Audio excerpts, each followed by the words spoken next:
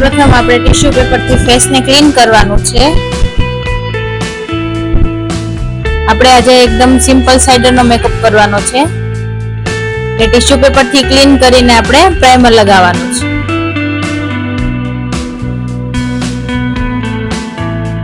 Primer છે એકદમ jail બેઝમાં લગાવવાનું છે.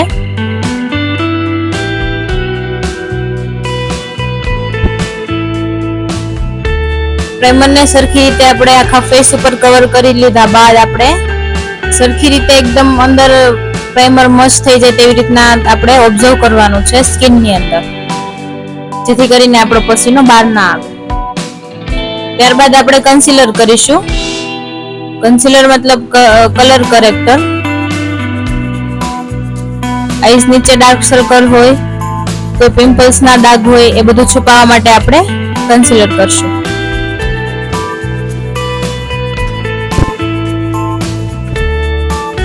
સરખી રીતે આપણે પહેલા કન્સીલર થી આખું ફેસ એનું કવર કરવાનું છે. જે ક્લાયન્ટ નો સ્કિન ટોન છે એ પ્રમાણે આપણે કન્સીલર નો કલર લેવાનો છે. ક્લાયન્ટ ની સ્કિન હોય એના કરતા એક કલર આપણે ડાર્ક લેવાનો છે. ત્યારબાદ આપણે બ્યુટી બ્લેન્ડર થી એને મર્જ કરવાનું છે. સરખી રીતે અંદર ઓબ્ઝર્વ કરવાનું છે. બ્યુટી બ્લેન્ડર હંમેશા આપણે વેઇટ રાખવાનું છે, ડ્રાય નહીં.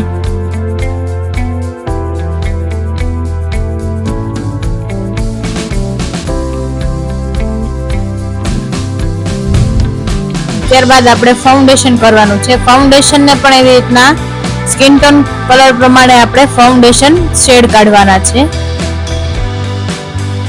બ્રશ વડે આપણે તેને પહેલા આખા ફેસ ઉપર સરસ રીતે લગાવી દઈશું. સાઇડરનો મેકઅપ છે એટલે ફાઉન્ડેશન પણ આપણે એકદમ લાઇટ લગાવવાનું. ઓછી ક્વોન્ટિટીમાં આપણે સારું વર્ક બતાવી શકીએ એવી રીતના આપણે સાઇડરને મેકઅપ કરવાનો છે. ફાઉન્ડેશન કર્યા બાદ હવે આપણે બ્યુટી બ્લેન્ડર થી એને મર્જ કરવાનું છે. સ્કિનમાં ઓબ્ઝર્વ કરવાનું છે. એકદમ હલકા હાથે બ્યુટી બ્લેન્ડર થી આપણે એને મર્જ કરીશું. આખા ફેસ ને ફાઉન્ડેશન થી કવર કરવાનું છે.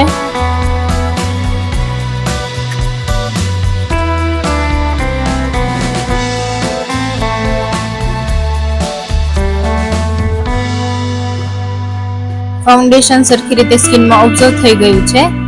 હવે ત્યારબાદ આપણે લૂઝ પાવડર લગાવવાનો છે. લૂઝ પાવડર એટલા માટે કે આપણે ફાઉન્ડેશન ને કવર કરવા માટે લૂઝ પાવડર લગાવવાનો છે. ફાઉન્ડેશન ત્યાં ને ત્યાં સ્ટિક થઈ જાય.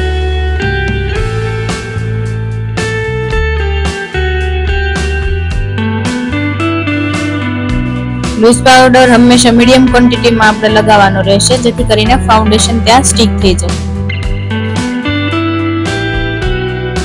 ત્યારબાદ આપણે લાઇટ કોમ્પેક્ટ આપીશું. કોમ્પેક્ટ નો આપણે ખાલી ટચઅપ જ આપવાનો છે ફેસ ઉપર.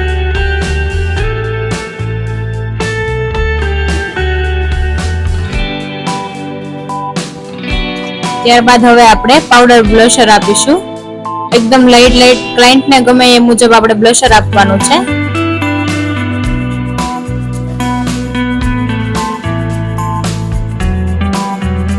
બ્લશર થઈ ગયા બાદ આપણે એને લાઇટ હાઇલાઇટર આપીશું.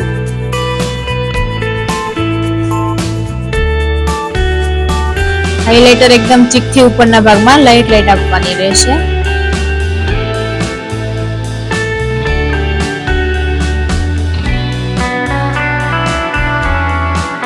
ટીપ એરિયા આપણે કવર કરવાનો રહેશે. હાઇલાઇટ સેજ આપણે લાઇટ એકદમ લાઇટ કવર કરવાનો રહેશે.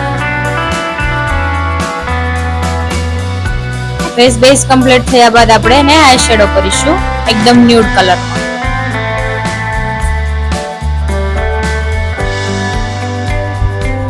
આઈ શેડો કરતા પહેલા આપણે એકદમ સ્કિન કલર લેવાનો છે, જે સ્કિનમાં આપણે પહેલા મર્જ કરવાનો છે.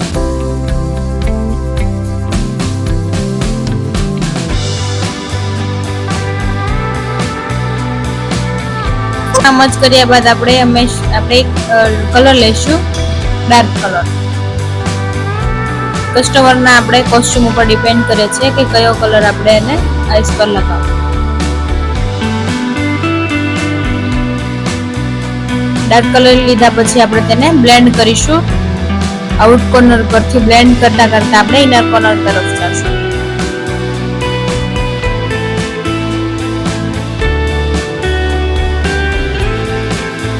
આઈશેડો કરતી વખતે એ ધ્યાનમાં રાખવું કે ક્વોન્ટિટી હંમેશા ઓછી લેવાની અને કલરને હંમેશા મચ કરવાનો આઈસ પર, એટલે તમારો આઈશેડો મસ્ત દેખાશે.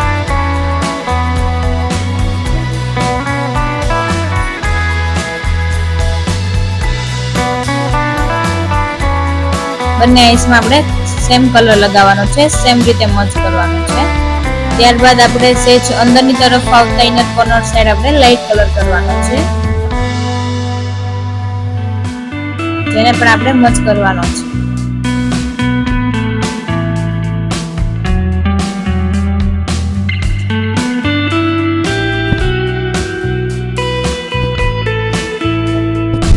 ત્યારબાદ આપણે સાવ ઇનર કોર્નર ઉપરથી આપણે એકદમ લાઇટ કલર, મતલબ યેલો શેડ પડતો હોય એવો કલર લગાવીને આપણે કંટ્રોલ કરવાની છે આઈસને.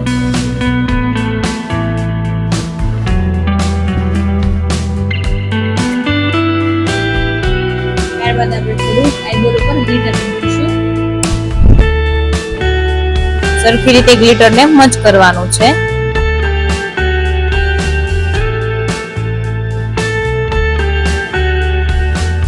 આપણે એને આઈબ્રો ડિફાઇનર કરીશું. એકદમ લાઇટ જ આઈબ્રો ડિફાઇનર આપવાનો છે સાઇડર માટે. આઈબ્રો ડિફાઇનર કરતી વખતે આપણે હંમેશા આઈબ્રો ડિફાઇનર વચ્ચેથી સ્ટાર્ટ કરવાનું, જેથી કરીને એકદમ આગળની સાઈડ આપણે બ્લેક કલરનો ધબ્બો નહીં પડી જાય એટલા માટે.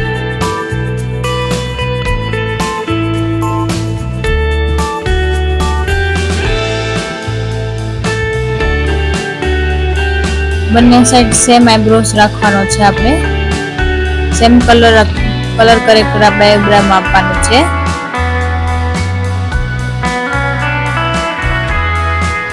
ત્યારબાદ આપણે આઈબ્રો હાઇલાઇટ કરવાનો છે.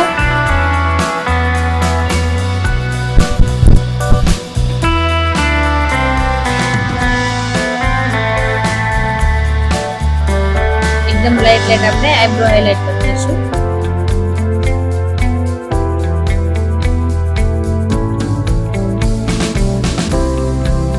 ત્યારબાદ આપણે કોસ્ટ્યુમ કે કસ્ટમરના કહેવા પ્રમાણે આપણે લિપસ્ટિક કલર પસંદ કરીને તેને લિપ્સ પર લગાવવાનો છે.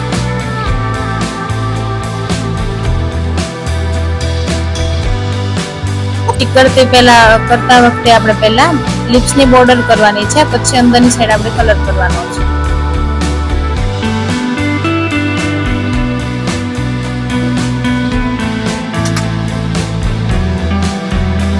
લિપના શેપ પણ બદલી શકાય છે, નાના મોટો શેપ પણ કરી શકાય છે.